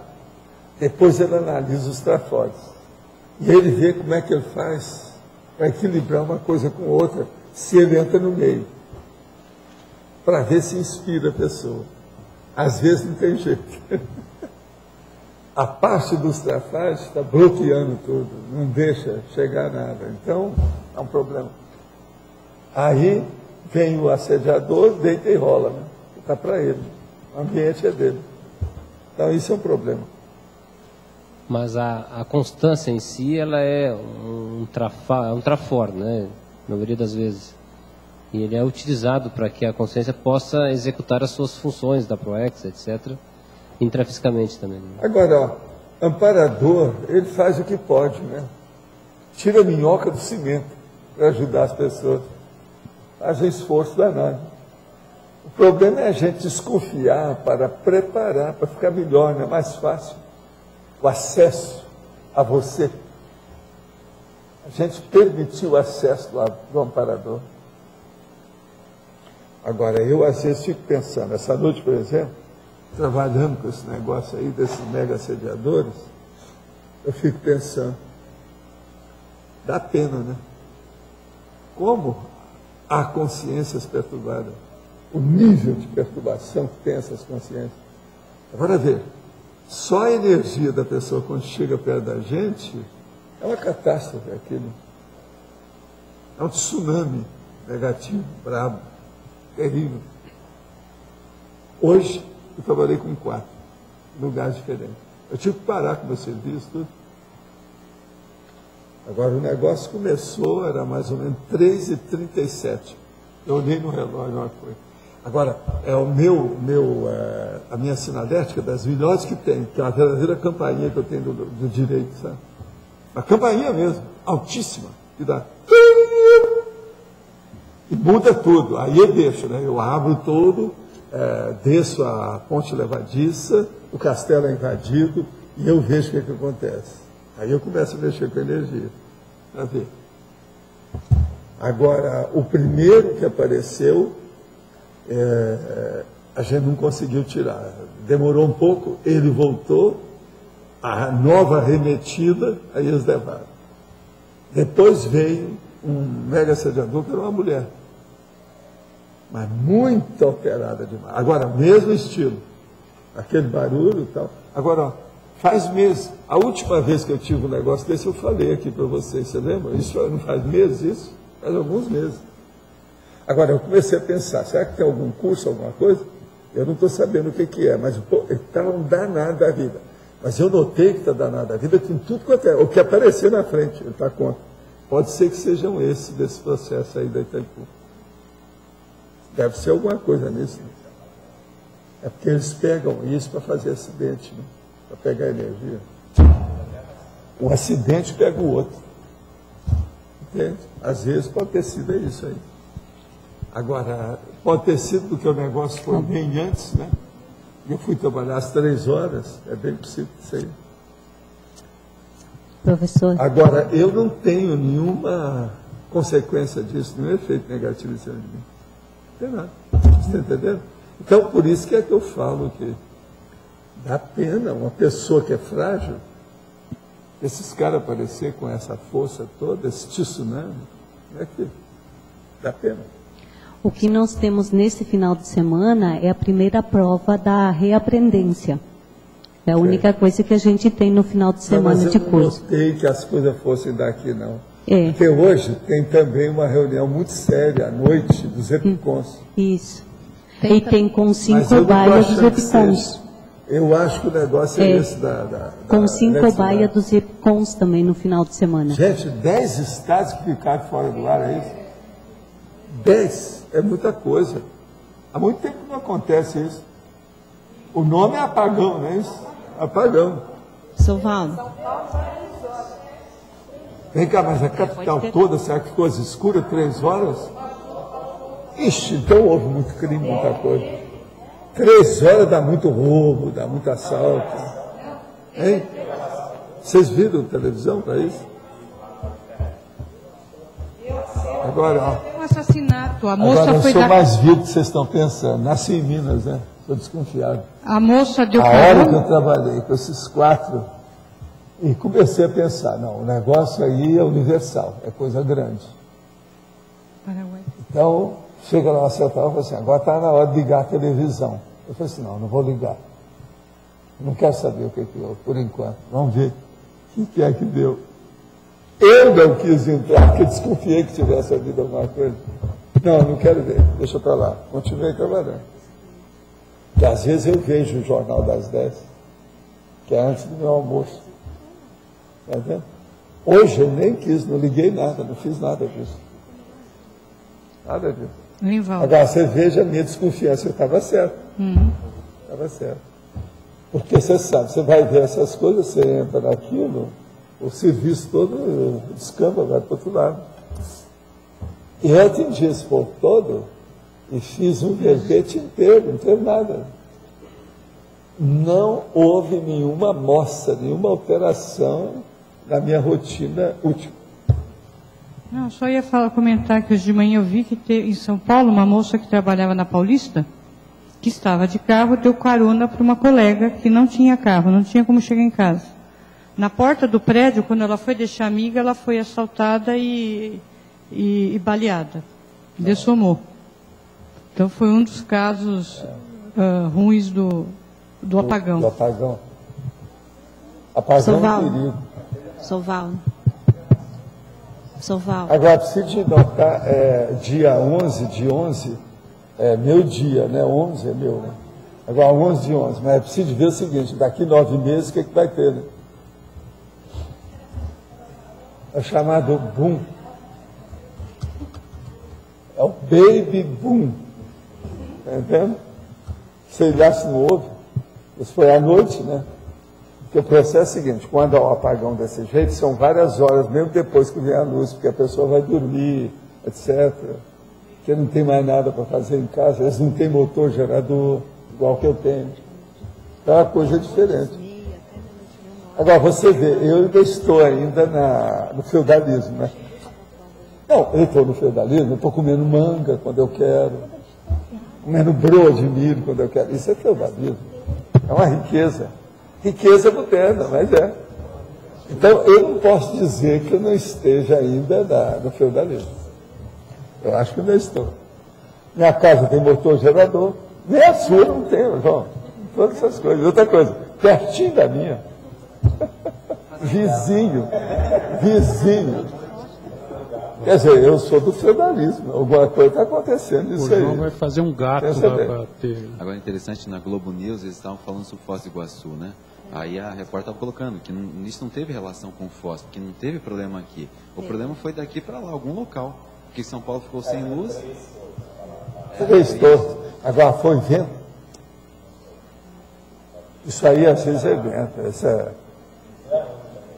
É um cicloninho. Um cicloninho desse aí já leva. Rivaldo. Agora, ontem teve muita lufada, o negócio foi fogo. João, hoje de manhã eu fui na faculdade, eu tinha da prova hoje de manhã, cheguei lá, ontem e hoje tudo fechado, porque a Unioeste está toda destelhada, a fiação elétrica toda exposta, as salas de aula tudo cheio de água, cancelado a aula, amanhã nem sei se vai ter prova de aula. Então, o vento foi muito forte pro lado tem uma hora que tem que ser. Lá na Itaú, todo dia foi muito forte. Pra cá foi menos, pra lá foi mais. Rivaldo. Foi mesmo? Foi muito forte o vento. Quer dizer que os jornais hoje vão deitar e rolar, né? Se estão saindo por aí. Eu quero ver amanhã o que deu. Eu vi noticiário hoje, até umas 11 horas, as autoridades não davam explicação nenhuma das causas. Elas falavam, jogavam com hipótese e tal, mas... geralmente não tem explicação imediata, só com o tempo. Porque tem que examinar na rede onde é. Ninguém fica sabendo exatamente, pensa nisso, mas não é. É igual procurar a nascente do Amazonas.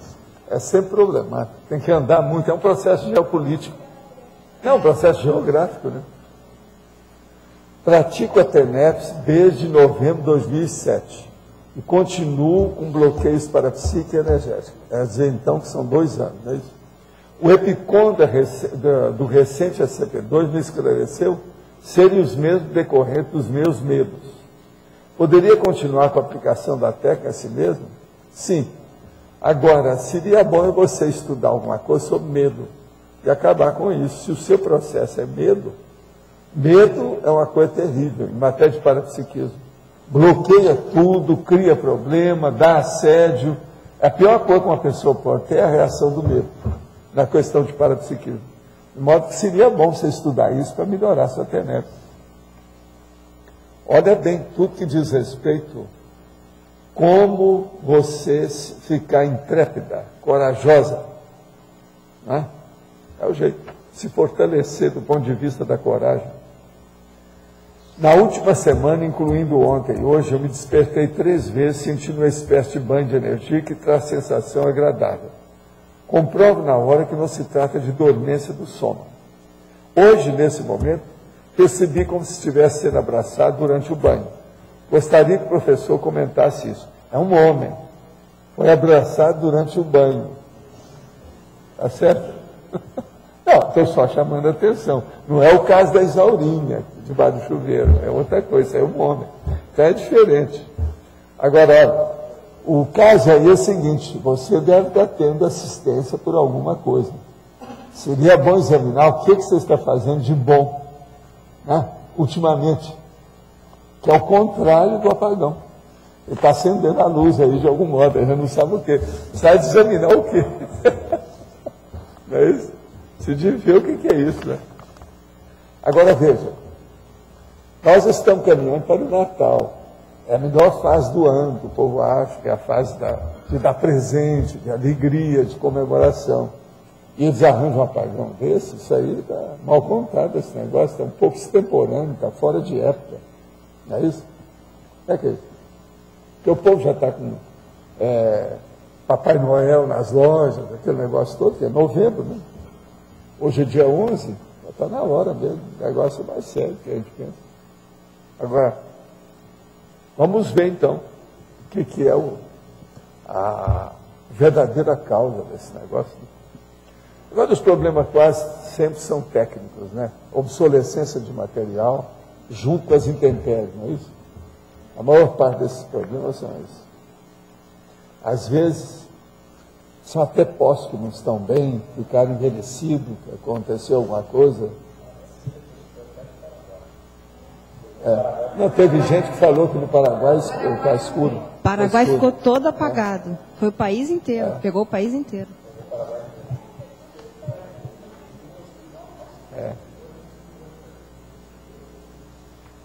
Agora, aqui chegou a desligar alguma hora? Alguém viu? Não? Nada?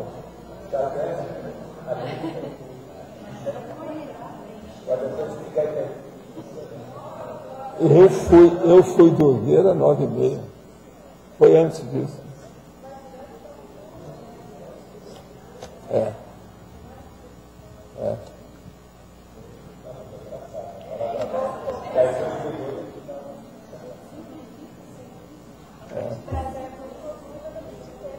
O que acham? Eu estou pensando aqui numa coisa. Qual que seria um cacoete holobiográfico do nosso grupo que a gente precisaria trabalhar e fazer profilaxia? Poder. De dar uma aprofundada. Não, eu sou taxipsíquico.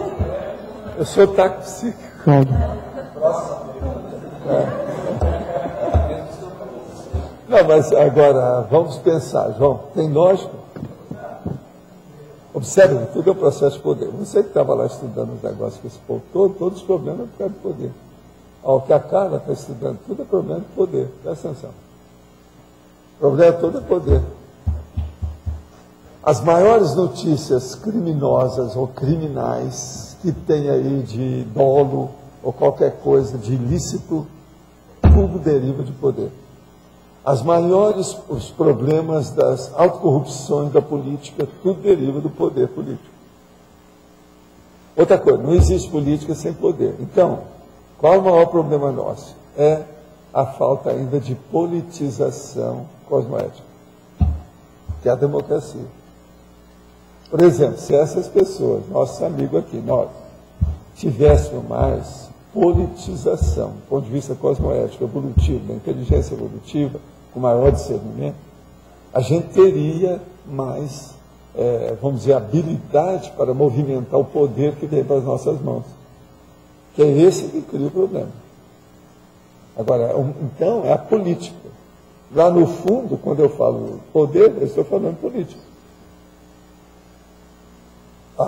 O poder é o espírito da coisa da política, que essa é a essência, é a alma da política. E outra coisa, quem entra na política nunca quer deixar o poder. Entende? Está sempre querendo. É o Lula. O Lula, se deixar, olha esses presidentes todos aí. Agora, o último que está aparecendo agora nos Estados Unidos também, né? O cara foi reeleito agora a terceira vez, né? Isso nos Estados Unidos. Lunga. Não é isso? O prefeito. Lunga, lá de New York. Ele tem muito dinheiro. Lá, se tiver muito dinheiro, você compra tudo. E é permitido isso, com lobby e tudo. Quer dizer, Estados Unidos é judeu, né? Judeu só pensa.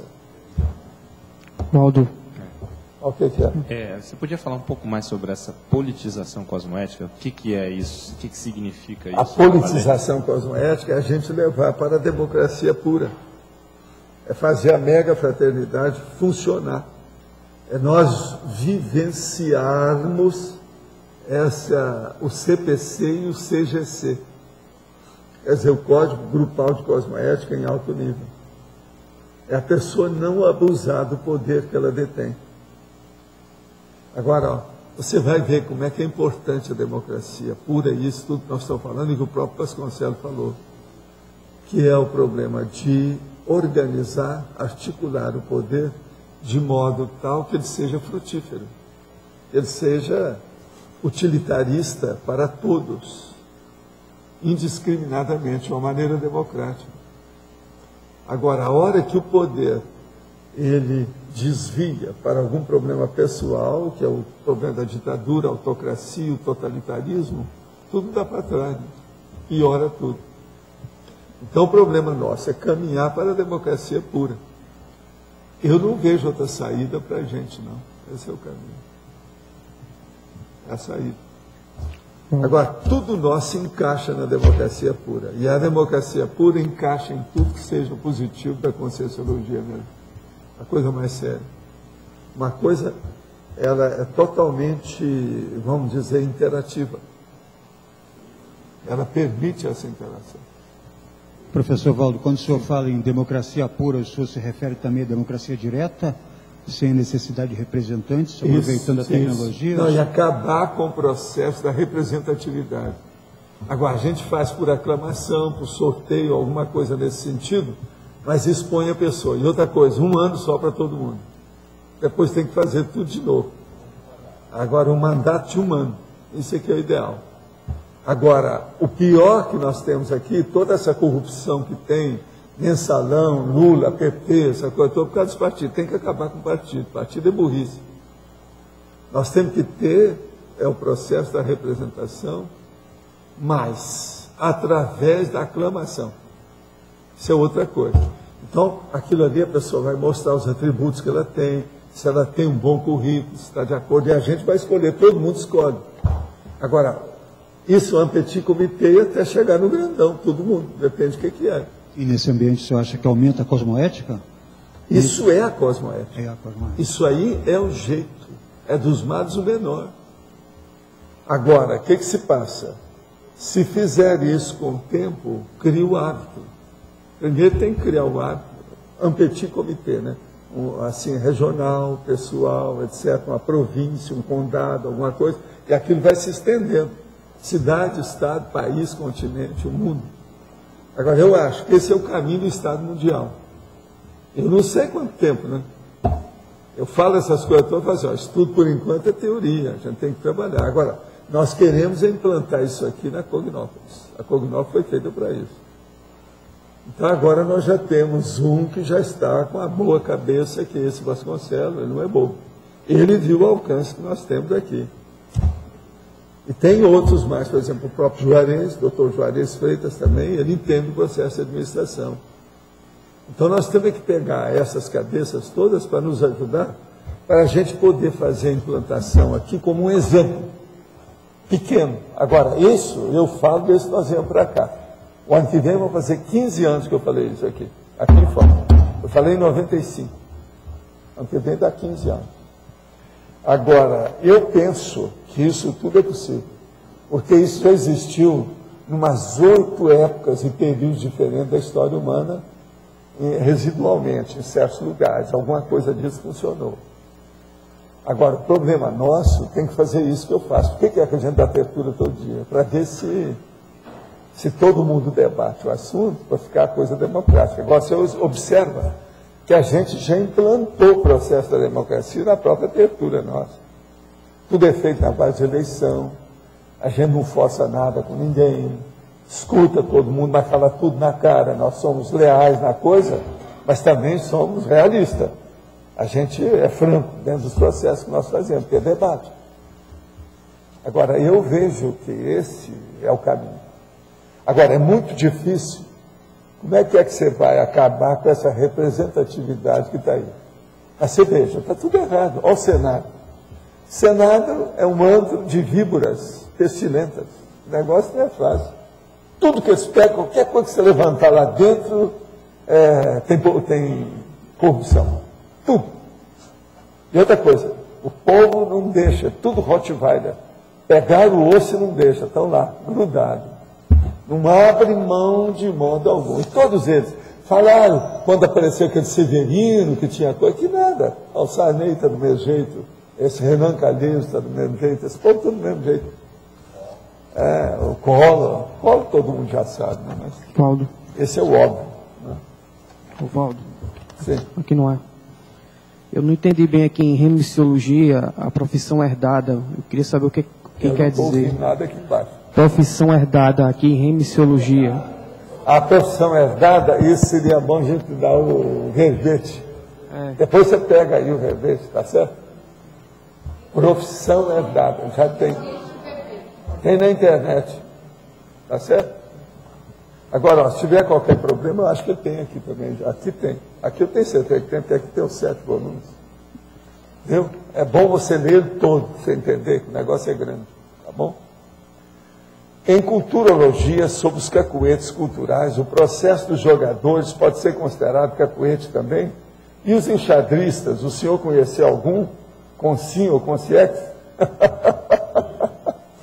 Olha, enxadrista é jogador igual os outros para mim. Eu não tenho isso. Se a Rosa gosta disso, é o processo da matemática de você. Você gosta?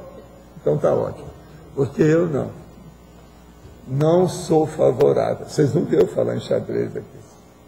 Você perde muito tempo com essas coisas. A gente tem que estudar outras coisas com mais profundidade. Jogo não vai resolver muito, não. Só o jogo de palavras já é um jogão, é muito superior ao xadrez. Já dá um trabalho danado. Eu vivo fazendo esse jogo de palavras com vocês aqui todo dia, 2 horas. Não é fácil. Agora, xadrez, o que tem de psicótico nesse aspecto não está no gibi. Vocês sabem disso. E outra coisa, tem uns que não são psicóticos, tornam-se psicóticos com xadrez. Tudo isso eu já vi. Eu já atingi enxadrista totalmente pirado. Totalmente. Agora, eles fazem muita questão dessas coisas, já colocaram até computador, né? Brigando lá com o Gasparov, né? E os outros mais, tal, os russos. E fazem um cartaz danado disso, mas eu não acho por aí. Se eu for seguir o negócio da física, eu estou perdido, porque eu dou contra o xadrez. Dou contra na arte, né? Musical, que eles gostam, né? Violino, coisa toda. Eu não posso perder tempo com essas coisas. Então, tá danado, não é só a física, é a decorrência da física também. Não dá. É um mequinho, é. Agora, tudo é um problema de, vamos dizer, exibicionismo. É igual a Lorona lá, né, da universidade, é um processo de exibicionismo. Uns exibem de um modo, outros exibem de outro. Eu mesmo estou no exibicionismo do online atualmente, 2 horas por dia, quando a Itaipu e o apagão permitem. É isso? Hoje nós estamos no ar o tempo todo, é isso? Tudo ok, né? Ontem, vocês estão vendo que vieram uma opção de perguntas de ontem, porque ontem ficou fora do ar a metade do tempo. Teve gente que chegou já hoje, já me falando, chorando as mágoas, porque ontem não pôde ver metade da textura. E ela reclamar para mim. Eu recebo reclamação quase todo dia. Entendeu? De algum modo. Agora, o ideal seria a gente fazer uma tertúlia, distribuir manga, doce de leite, ao mesmo tempo que eu vou falando. Porque assim você cala a boca de todo mundo. Não, vamos ver o shiitake, viu? Feito por você. A gente distribui o shiitake para todo mundo. Então, entendeu? A broa de milho. Então, tá certo? Era o jeito de ajudar o povo. Entende? É uma saída. Mas olha, quem é que está aí com o... Ainda tem alguém com o microfone? Tem mais ninguém? Está todo mundo... Eles já estão cheios de tanto cacuete na cabeça, é isso? Teoriologia, você fala da teoria da mudança da personalidade. Você aqui se referir mais à questão da Recim? A teoria da mudança da personalidade. Pelo seguinte, não, o problema é a Recim, mas o problema é a própria apresentação da pessoa, né? Porque o cacuete, ele dá um estigma, às vezes, social, né? O modo da pessoa falar, dela se comunicar. Então, ela tem que fazer uma mudança nisso.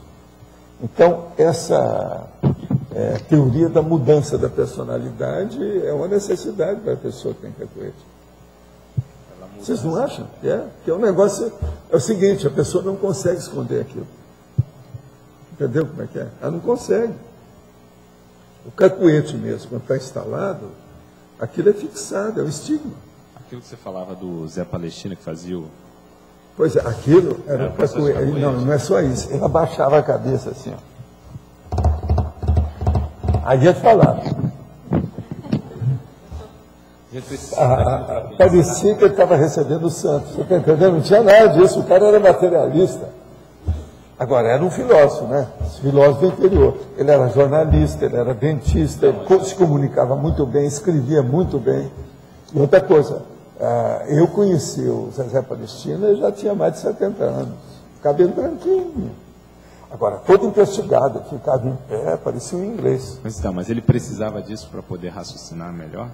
Eu penso que é para colocar as palavras adequadas. Ele gostava demais da coisa exata. Precisa. Porque ele era jornalista. Ele escrevia muito bem. Mas então, ele fazia isso, deve ser para raciocinar melhor. É a reflexão para falar o pensamento correto. Agora, raramente, quando ele falava, alguém podia dar um conta. É tudo baseado em fatos. Por isso que o Zezé Palestina, ele deixou o sinal dele por onde ele passou. Agora, a coisa mais impressionante foi a morte dele, né? Esse negócio que só queria morrer depois de conversar comigo, quer dizer, uma loucura aquilo. Ele queria fazer uma obra boa, um ato bom, no fim da vida, tá entendendo? Que era me orientar na vida. Agora, a hora que eu cheguei em casa, eu estava descendo das jardineiras, foram atrás de mim, não, deixa aqui que nós levamos a mala para casa. Você vai lá, ó, que ele está lá naquela pensão lá do povo. Era no outro quarteirão. Eu cheguei lá e estava lá me esperando. A jardineira demorava muito, que a gente saía às vezes de manhãzinha de Uberaba. E outra coisa, poucos quilômetros. Mas você só chegava às vezes à tarde, à anoitecer lá em Monte Carmelo. Que entrava índio, entrava leitão, galinha, galo, você está entendendo? Às vezes tinha um viado na estrada, batia, atolava, tinha que ir para outro lugar, tinha que cortar a cerca de arame, entrar por lá para depois tornar a pegar a estrada. E outra coisa, aquela barulhada de galinha de pendurada na jardineira. Então isso era um problema. Agora, a hora que eu cheguei, eu disse, não, vai lá. Deixa que nós levamos a sua mala para casa, que o homem está te esperando. Agora, o que se passa? Eu fiquei lá até a noitinha. Ele falou comigo várias horas. Eu me despedi dele, agradeci tudo. De manhã a gente enterrou o homem, porque ele morreu durante a noite, logo depois que eu deixei ele. Agora, ele estava me esperando há várias semanas para morrer. Vocês sabem que tem isso. Hoje, na gerontologia, já andaram estudando isso, no processo também da tanatologia. Por exemplo, o cara, a mulher, por exemplo, ela está com 89 anos. E tem lá uma neta que vai fazer aniversário, vamos supor, em junho. Então, o povo já falou, não, ela não tem jeito, que já está com tudo, ela está para morrer qualquer hora. E está lá o médico com a caneta na mão, esperando para dar a causa-morte e dar atestado de óbito. Ela falou assim, não, eu quero esperar meu neto. Aí ela vem até a data do neto, abraça o neto, dá um presente para ele e morre no outro dia. Eu já vi casos desse no interior. Quando me falaram isso, eu falei assim, você conversa, isso aí é coisa de novela. Mas não é. Eu vi casos, depois a gente viu a coisa seguir. Isso tudo por quê? Quando a pessoa está com a falência geral dos órgãos, tem certas coisas, se a vontade dela é muito forte, ela mantém alguns dos sistemas funcionando, você está entendendo? Então, com isso, ela mantém a vitalidade do corpo, ela sustenta aquilo que ela quer viver. Agora, se a pessoa se entregar, acabou. Por isso que a maioria de certos tipos de doença, a gente tem que perguntar, como é que está o ânimo do paciente? Se ele está para morrer, tira o cavalo da chuva. Agora, se ele está fortão, ele ajuda demais a reação para melhorar. Ânimo do paciente. Isso é uma coisa muito séria que a gente tem que pensar. Por aí é que a gente vê que quem manda no corpo é a consciência, não é o corpo. Agora, o problema é que a maioria das pessoas não sabe disso. Os nossos comerciais, por favor. Obrigado. As pontuações de hoje, 59 assinaturas no livro de presença, 18 perguntas presenciais, 16 perguntas respondidas online, 6 votos online. Teremos hoje apenas o recado da Eliana Esquiante sobre o aquaplementário.